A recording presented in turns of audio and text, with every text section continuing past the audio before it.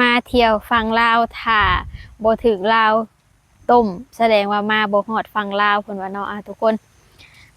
ก่อนอื่นน่ะซะซีเขากะขอสบายดีเนาะสวัสดีพ่อแม่พี่น้อง FC เบิดทุกคนเด้อเนาะมื้อนี้มาพบพ่อกับซะซีเนาะทุกคนเนาะลมๆหนาวๆเด้ออันนี้นั่งอยู่ในสวนเนาะยามแลงเนาะทุกคนซะซีไปเห็นคลิปหนึงเนาะที่สาวอีสานเนาะเพิ่นมาเที่ยวฟังลาวหั่นนะทุกคน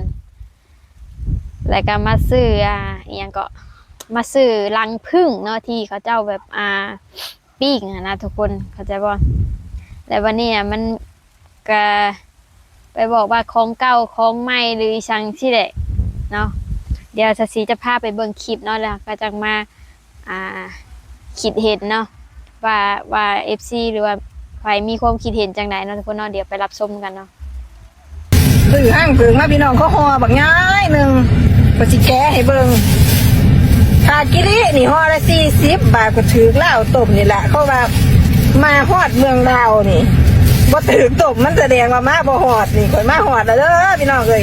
แสดงว่าเขาไปเหยียบเมืองลาวของแท้แน่นอนเบิ่งเขาเจ้าไม่เบิ่ง40 บาทโอ้ยนายสาดเด้อันละห่อไว้ห่อบักง่ายซิมให้เรากันปิ้งละปิ้งอีกนี่เบิ่งติล่ะจนว่าอันแห้งมันล่ะหลังจากรับชมคลิปไปแล้วทุกคนในความคิดส่วนตัวของซาซีค่ะบ่ว่าไปประเทศใดเนาะมันหักเจอเบิดเลยทุกคนบ่ว่าจะเป็นคนไทยคนลาวเนาะไปต่างประเทศนี่เจอเรื่องที่แบบมันบ่คาดคิดหรือว่าเจอเรื่องที่แบบมันบ่มีความประทับใจเนาะแต่ว่าไปเจอแบบกับบุคคลเนาะก็ให้เว้าแบบบุคคลไปเลยเนาะทุกคนเนาะอ่าแม้ว่าเฮาแบบอยากให้อย่างหยังก็ตามนะเว้ากับบุคคลดีกว่าเนาะคันเว้าแบบคำว่าประเทศอีหยังขึ้นมาแหละคนอื่นเขาบ่ได้เกี่ยวข้องเด้จ้ะทุกคนเนาะคนที่อยู่ภายในประเทศนั่นหั้นนะเขาเจ้าบ่ได้เฮ็ดผิดอีหยังเนาะแต่ไปเว้ากวมรวมนะทุกคนมันก็เลยเครื่องบ่นี่เนาะจะสิเห็นข่าวแบบด่ากันในโซเชียลเนาะว่าคันบ่ถูกต้มนี่มาบ่ฮอดลาวจังซี่นะทุกคนเนาะมันก็เลยแบบเฮ็ดให้คนน่ะเครื่องเนาะเพราะว่าคำว่าลาวถ้าเจาะจงแต่ห้านนั้นห้านเดียวเนาะห้านที่ไปซื้อน้ำผึ้งนะมันก็บ่มีปัญหาแล้วทุกคนเนาะบ่ว่าฝั่งนี้ก็ตามเลยทุกคนเลยคือคนลาวนี่ก็ตามเนาะไปเที่ยวฝั่งไทยหรืออีหยังก็แล้วแต่มันหักมีดอกทุกคนเลยแต่ก็บ่เว้าเนาะเพราะว่าเฮามองในภาพรวมทุกคนเข้าใจบ่คือไปเฮ็ดงานนี่ก็คือกันไปเจอแบบขณะชาซีไปเฮ็ดงานนี่เจอได้เจอคนบ่ดีค่ะเนาะแบบเจอแบบอาจจะเป็นเจ้านายแบบบ่ดีบ่แบบเอาเปรียบเอาหยังเฮาบ่แต่ก็บ่ได้เคยมาเล่ารายละเอียดแบบประจานอย่างใดเนาะมันก็เคยเจอเบิ่นแหละทุกคนเลยเนาะแต่แต่ก็บ่ได้เว้าแต่คันเว้าออกมาก็คือเจาะจงเอาเป็นคนๆนั้นโลดมีปัญหากับไผก็คือแบบเจาะจงชื่อคนนั้นโลดอย่าใช้คำว่าประเทศเนาะทุกคนเนาะคือคำว่าประเทศนี่มันกวมรวมเบิดเนาะคนที่บ่เกี่ยวข้องมันก็คือต้องเครื่องเนาะว่าประเทศไทยประเทศนอกประเทศอันใดก็ตามหั้นนะทุกคนเนาะซึ่งหลายแหละที่ไปเจอมาแต่ว่าซะซีก็จดจำเราแต่มุมดีๆเนาะเพราะว่าสิ่งดีๆมันก็มีหลายเนาะยิ่งเข้าไปทำงานนี่นะเพิ่นก็ให้งานให้เงินเนาะเฮาทำมาหากินมีรายได้ส่งมาพี่ก็ย้อนไปทำงานฝั่งไทยนะทุกคนเนาะแต่ว่าสิ่งที่ซาซีเจอมานั่นก็ซาซีก็บ่ได้เอามาเป็นประเด็นหรือว่าดราม่าเนาะทุกคนเนาะซาซีก็เคยเจอยอมรับว่าเคยเจอแต่บ่ได้มาเว้าแต่เอาคิดเห็นส่วนดีๆมันเนาะแบบเฮาก็ได้ไปทำงานพึ่งพาใส่ก็ย้อนว่าพึ่งพาใส่ประเทศเพิ่นนะไปทำงานเนาะหลายๆเพราะว่าคนลาวเฮานี่ก็ไปหลายๆนะทุกคนอันนี้ก็ซาซีก็บ่ได้ออกมาเว้าใส่เพิ่นหรือว่าเครียดเครื่องอีหยังเพิ่นเนาะทุกคนเนาะก็เข้าใจเพิ่นก็ออกมาแก้ข่าวเลยแหละว่าจะเว้าแบบว่าอันห้านอันน้ำผึ้งอันนั้นแต่เว้าคำว่าประเทศออกมามันก็เลยแบบอันนั้นเนาะทุกคนยิ่งแบบด่ากันเนาะระหว่างลาวกับไทยนี่ซาซีก็บ่อยากให้มันมีได้ทุกคนเพราะว่าคำว่าไทยลาวเป็นพี่น้องกันแหละก็บ่อยากให้มีการแบบ ด่ากันเนาะยิ่งคนลาวเฮาตอนนี้ไปทำงานอยู่ไทยนะโอ้ตั้งหลายล้านเนาะทุนโมเมนต์เกือบค่อนประเทศอีหยังก็ว่าได้เนาะไปทำงาน เพราะว่าคือคนในหมู่บ้านนี่ก็บางครอบครัวนี่ก็ไปเบิดครอบครัวก็มีเนาะมีแต่เฮือนชานบ้านช่องก็แบบมันจนล่างเบิดทุกคนปานเข้าไปในหมู่บ้านบางซอยนี่ก็จะแทบจะเป็นปราสาทอยู่แล้วอะทุกคนที่ไปทำงานอยู่ฝั่งไทยเนาะนั่นแหละซาซีอยากจะบอกว่าถึง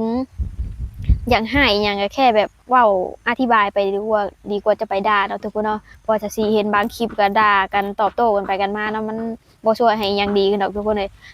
คำว่าด่ากันนะระหว่างไทยกับลาวจังซี่นะคือแบบมันจะเฮ็ดให้เครื่องกันเนาะแบบมันมันมีอีกคนหนึ่งด่าแต่มันก็จะมีแบบอีกคนหนึ่งเครื่องมันก็จะตามๆกันเนาะมันก็จะเป็นแบบนี้เลยทุกคน คือคันคนที่แบบว่าอยู่ฝั่งลาวเนาะที่แบบบ่เคยไปไทยเลยหั้นนะทุกคนอาจจะเว้าได้เต็มปากแบบอยากให้ก็เว้าไปโลดจังซี่นะก่อนจะเว้าอีหยังก็ต้องคิดเห็นคนอยู่พูดแน่เพราะว่าอ่าคนประเทศเฮาก็ไปทำงานอยู่ฝั่งนั้นก็หลายเนาะทุกคนเนาะแล้วก็ฝากคือกันเนาะแบบว่าคนแบบมาเที่ยวฝั่งนี้อาจจะเจออีหยังก็อันให้เว้าเป็นส่วนบุคคลไปเนาะทุกคนเนาะ มันจังบ่ได้มีปัญหากันนะทุกคนเดียวมันก็อันนั้นได้ทุกคนอุ้ยมาเขา เมื่อกี้นี่น้องมาเขามายุมผักเนาะทุกคนเนาะนั่นแหละแล้วก็คือแบบหลายๆคนอยากมาเที่ยวกับบัดนี้ค่ะมันก็จะกลายเป็นแบบอันนั้นนะทุกคนบ่ว่าคนไทยมาฝั่งลาวก็ตามเนาะแต่ว่าชาวซีก็เข้าใจเนาะว่าโลกโซเชียลมันห้ามกันบ่ได้ทุกคนพื้นที่ของแต่ละคนก็อยากระบายเนาะอยากระบายแต่ว่าคนลาวนี่คือกันบ่ว่าแต่ว่าคนใช้มาเที่ยวเนาะคือคนลาวไปฝั่งนั้นก็แบบมันก็มีเนาะแบบคล้ายๆไปบ่ใดบ่หนึ่งแล้วเฮาไปเจอเรื่องที่มันบ่ดีแล้วก็เฮ็ดให้เฮาบ่ประทับใจอะนะบางอย่างนี่ทุกคน10อย่างให้20อย่างให้ก็ต้องแบบ ต้องคิดก่อนเนาะทุกคนเนาะคันมันออกมาโซเชียลมันเอากลับคืนบ่ได้เลยทุกคนคำว่าด่ากันระหว่างแบบไทยลาวหรือว่า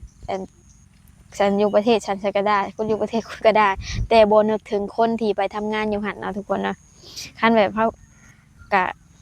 หลายๆคนน่ะสิก็แบบเขาบ่สนเนาะคนในประเทศแบบคล้ายๆว่ามันบ่แม่นพี่น้องเขานะสิก็พอนึกออกอยู่เขาเจ้าคิดจังใดหันนะถึงจะด่าไปก็คือแบบ คนของเขาบ่ได้อยู่ในหันหันนะเขาก็เลยด่าเต็มปากได้หันนะทุกคนแต่ว่าคนลาวต้องเป็นนี่เด้เนาะหรือว่าอันจะให้เว้าง่ายๆเนาะทุกคนคือไทยลาวเดี๋ยวนี้ค่ะคนลาวมาเอาไปเอาคนไทยมามีครอบครัวอยู่ฝั่งลาวนี่ก็หลายเนาะทุกคนเนาะแทบจะแบบหลายเลยแหละหนึ่งในหันกับครอบครัวของชาวซีเนาะครอบครัวของชาวซีนี่ก็มีน้าสาวเนาะน้าสาวนี่ก็อยู่อันเนี้ยอยู่ยโสยโสธรบ่อยู่นะอันเนี้ยนะเรื่องทาอย่างนี้นะแล้วก็อีกคนหนึ่งก็ลูกของแม่เฒ่าเนาะผู้ชายไปเอาเมียอยู่101นั่นก็โอ้หลายคนอยู่เลยพี่น้องชาวซีที่ไปเอามีครอบครัวอยู่ฝั่งไทยค่ะหนึ่งในนั้นก็คือพี่สาวแท้ๆของชาวซีเนาะที่มีแฟนเป็นคนไทยเนาะจดทะเบียนแล้วมีลูกแล้วเนาะทุกคนเนาะปีใหม่นี่เพิ่นก็จะมาเที่ยวกันมาเที่ยวอยู่ฝั่งลาวเนาะพาแฟนคนไทยแล้วก็พาลูกโอ้หลายอย่างคนๆมากแล้วทุกคนปีใหม่นี่ก็จะได้เห็นพ่อหน้าพ่อตากันเนาะFC ก็ติดตามไว้เนาะเพื่อแบบอยากเห็นหรือว่าอยากสัมภาษณ์อหยังอยากฮู้หยังก็ถามมาเนาะเดี๋ยวซาซีก็จะไปสอบถามให้เนาะทุกคนเนาะว่าเป็นจังไดนี่แหละคือแบบมันบ่แม่นว่าคนรู้จักกันเลยไปมาหาสู่กันเลยทุกคนอันนี้มันสร้างครอบครัวนำกันได้เนาะสร้างครอบครัวด้วยกันคันสิแบบมาด่าระหว่างไทยกับลาวก็คนที่เขาอยู่นำกันนั้นก็จักเขาสิเบิ่งจังไดเนาะทุกคนเนาะทางนั้นก็ด่าทั้งนี้ก็ด่าทั้งนั้นจังซี่นะเนาะก็คิดเห็นคนในประเทศเฮานี่เด้อไปเฮ็ดงานอยู่พุ่นเอาทุกคนเนาะคันสิด่าให้กันก็อ้าวจังใดก็ตามเนาะทุกคนเนาะเรื่องที่แบบไปเจอสิ่งบ่ดีหั่นนะ ให้เว้าเป็นบุคคลเอาเนาะอย่าใช้คำว่าประเทศเนาะอย่าเป็นคนลาวก็ตามคนไทยก็ตามเนาะที่แบบมาเที่ยวบ่แม่นว่าประเทศเฮาเองก็ตามหั้นนะแบบว่าเฮาไปประเทศอื่นประเทศนอกจังซี่นะเนาะเจาะจงไปเลยดีกว่าใช้คำว่าประเทศนี่มันกวมรวมเนาะทุกคนมันเห็นให้แบบจังไดนะมันบ่มีความสงบหรือบ่มีความอีทางเข้าห้องนะคือมันจะมีปัญหาระหว่างประเทศหั่นนะทุกคนเข้าใจบ่ เออเอามื้อนี้ก็ลมๆมาเลยนะทุกคนเพราะว่าอันนี้สิก็หนาวอยู่หาก็อันทำความสะอาดบ้านมาเมื่อกี้นี่ผักมื้อนี้ก็บ่ได้ปลูกเนาะข้างหลังนี่ก็เป็นสวนผักเลยทุกคนบรรยากาศยามแลงเนาะช่วงนี้ก็หนาวๆแล้วแหละทุกคนเลยตอนเช้านี่ก็เริ่มหนาวแล้วอยู่ฝั่งลาวเนาะแล้วก็อีกอย่างหนึงมันลมเนาะอยู่ฝั่งนี้น่ะลมแล้วก็อันโอ้ยเว้าแล้วก็ผมสระมื้อนี้ค่ะ คือแบบเต็มขี้ดินเต็มขี้ฝุ่นคือเก่าเนาะทุกคนเนาะเพราะว่าอยู่พี่นะบางทีอันมันก็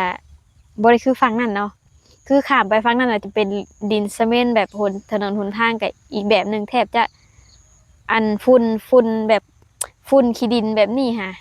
น้อยนักจะได้เห็นมีแต่ฝุ่นแบบควันรถควันอีหยังฝุ่นเนาะคือทางนี้มีแต่ควันก็ยิ่งบ้านชาซีเองนี่ทางแบบทางดินอันนั้นนะดินแดงอันนั้นไอ้ฝุ่นนะโอ้ยขับรถออกไปเนี่ยบ่อยากให้เว้าทุกคนเลยควันเนาะอยู่บ้านชาซีค่ะเมื่อในอันนี้ก็ลมหนาวมากนะทุกคนอันนี้ชาซีก็จะไปหากินข้าวอาบน้ำแต่เวียนเนาะเพราะว่ามันหนาวแล้วก็ลมอีกเนาะทุกคนเนาะเอาคลิปนี้ก็บ่ได้มีอย่างหลายเนาะทุกคนเนาะฝากพ่อแม่พี่น้อง FC ก็กดไลค์กดแชร์กดติดตามเนาะเพื่อบ่พลาดคลิปใหม่ๆเนาะทุกคนเนาะแล้วก็ไปมีความคิดเห็นอีหยังก็คอมเมนต์ไว้เด้อเดี๋ยวชาซีว่างๆเด้อก็จะมาตอบเลยทุกคนเด้อสำหรับคลิปนี้ก็ขอตัวลาไปก่อนบ๊ายบายสบายดีเด้อ